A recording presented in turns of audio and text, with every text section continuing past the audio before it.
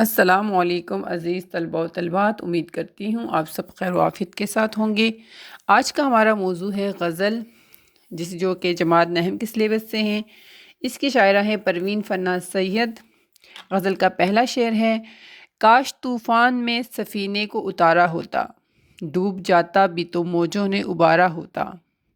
اس کا مفہوم کچھ اس طرح ہے: کاش میں نے مشکلات کا سامنا کیا ہوتا، کاش طوفان میں اپنی کشتی کو لے جاتا، اگر ڈوب بھی جاتا تو کہیں لہریں مجھے واپس باہر پھینک دیتی۔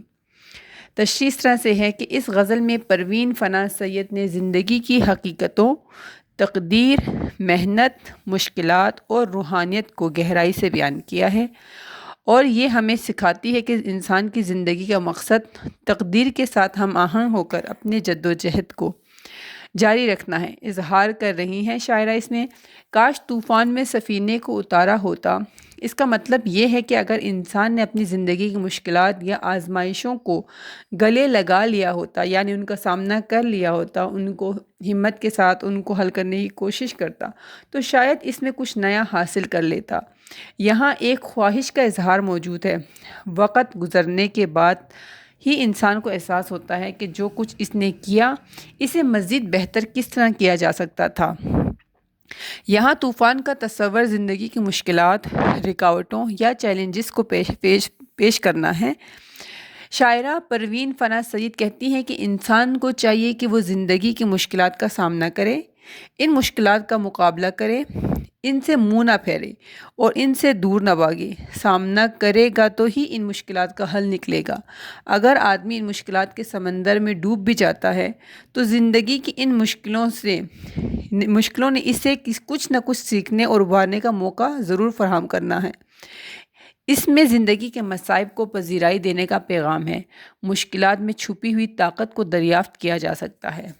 یعنی اس میں شاعرہ ہمیں یہ سبق دینا چاہ رہی ہیں کہ انسان کی زندگی میں جو مشکل حالات، پریشانیاں اور کسی قسم کی جو تکلیف آتی ہے، وہ انسان کو زندگی کے کسی نہ کسی مرحلے میں، کسی نہ کسی سٹیج پر، کسی نہ کسی درجے پر کچھ نہ کچھ لازمی سکھا رہا ہوتا ہے۔ غزل کا دوسرا شعر ہے: ہم تو ساحل کا تصور بھی مٹا سکتے تھے، لبِ ساحل سے جو ہلکا سا اشارہ ہوتا۔ مفہوم کچھ اس طرح ہے: اگر ساحل کی اجازت ہوتی تو ہم اس کا وجود کیا، اس کا تصور بھی مٹا دیتے، کسی کو پتہ ہی نہ چلتا کہ کبھی یہاں ساحل نام کی کوئی چیز تھی یا نہیں۔ تشریح اس طرح کرتے ہیں کہ غزل کاش طوفان میں سفینے کو اتارا ہوتا کہ اس شعر میں شاعرہ پروین فناز سید اس بات پر زور دے رہی ہیں کہ انسان کی طاقت اس کی قدر ہے کہ وہ خود کو اپنے ماحول اور حالات سے الگ کر سکتا ہے۔ یعنی انسان کی طاقت اس قدر ہے کہ وہ ہر طرح کے ماحول اور حالات سے اپنے آپ کو الگ کر سکتا ہے۔ ہم تو ساحل کا تصور بھی مٹا سکتے تھے۔ اس کا مطلب یہ ہے کہ انسان اپنی ذہنی، جذباتی طور پر ایک نیا راستہ اختیار کر سکتا ہے جو کبھی اپنے دکھوں اور پریشانیوں سے جڑا ہوتا ہے۔ اللہ نے انسان کو اپنا نائب اور خلیفہ بنا کر اس دنیا میں بھیجا، اور وہ اشرف المخلوقات ہے۔ اس کے پاس بہت کچھ کرنے کی طاقت ہے جو باقی مخلوقات کے پاس نہیں ہے۔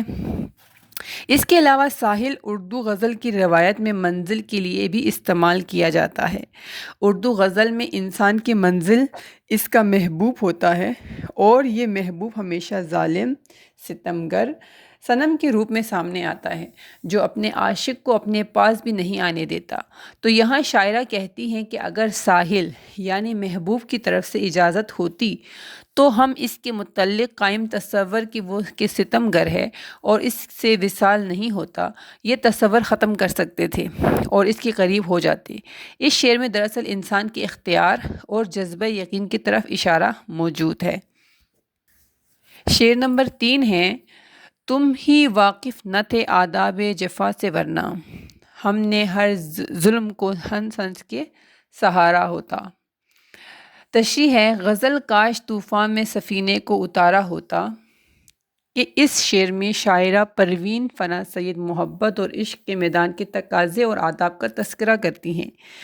شاعرہ پروین فناز سید کی غزل میں تم محبت اور اس کے آداب سے واقف نہیں تھے، ہم واقف تھے، اس لیے ہم نے عشق کے میدان میں ہر ظلم بخوشی سہ لیا۔ میں محبت اور عشق کے پیچیدہ اور گہرے معنی بیان کیے ہیں۔ یہ شعر دراصل محبت کے حقیقی مفہوم اور اس کے تقاضوں کی طرف اشارہ کرتا ہے، اور اس میں عشق کی حقیقت کو نہ سمجھ پانے والوں کے لیے ایک پیغام ہے۔ شاعرہ اس شعر میں یہ بتاتی ہیں کہ جو لوگ محبت اور عشق کے حقیقی آداب سے واقف نہیں ہوتے، وہ اس میں آنے والے دکھوں اور تکالیف کو صحیح طور پر سمجھ نہیں پاتے، محبت اور اس کے آداب سے واقف نہیں ہوتے۔ میں شاعرہ یہ بیان کر رہی ہیں کہ محبت محض خوشی یا رومانی کا نام نہیں ہے، بلکہ یہ ایک ایسا جذبہ ہے جس میں قربانی، صبر اور خود کو مٹانے کی قوت ہوتی ہے۔ یہ ایک پیچیدہ اور تکلیف دہ عمل ہو سکتا ہے جسے صرف وہی لوگ صحیح طور پر سمجھ پاتے ہیں جو اس کے آداب سے واقف ہوں۔ دوسری طرف شاعرہ کا کہنا ہے کہ وہ محبت کے اس درد اور آزمائش کو جانتی تھی، اور اسی لیے انہوں نے عشق کے میدان میں ہر ظلم بخوشی سہ لیا۔ یہاں ہر ظلم بخوشی سہ لیا میں یہ پیغام ہے کہ عشق میں انسان اپنے جذبات اور خواہشات کو مٹاتا ہے اور دوسروں کے لیے قربانیاں دیتا ہے، چاہے وہ تکلیف دہ ہی کیوں نہ ہو۔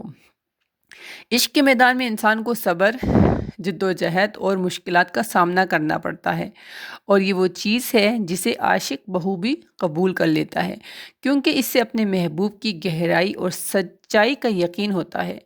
اس شعر میں پروین فناز سعید محبت کی حقیقت اور اس کے آداب کی اہمیت کو اجاگر کرتی ہے، اور یہ سکھاتی ہیں کہ محبت ایک بلند جذبہ ہے جس میں انسان اپنی انا کو قربان کر کے اپنے درد اور تکلیف کو محبت کے راستے میں خوشی سے سہ لیتا ہے۔ تو یہاں پہ شاعر اصل میں وہ چیز، وہ جذبہ، اس کی تعریف اور اس کی تشریح کرتے ہیں کہ اگر عشق کے درجے اور عشق کی کیفیت کو سمجھنا ہے تو اس میں انسان اپنی ذات کی نفی کرتا ہے، اپنے نفس کی نفی کرتا ہے، ہر وہ چیز چھوڑ دیتا ہے جس کا اس کا دل چاہتا ہے یا اس کا نفس یا اس کی خوشی ہوتی ہے۔ تو یہ جذبہ انسان کو اصل میں عشق کے حقیقی یعنی اس رب کی ذات سے ملانے کا ایک اہم ذریعہ ہے۔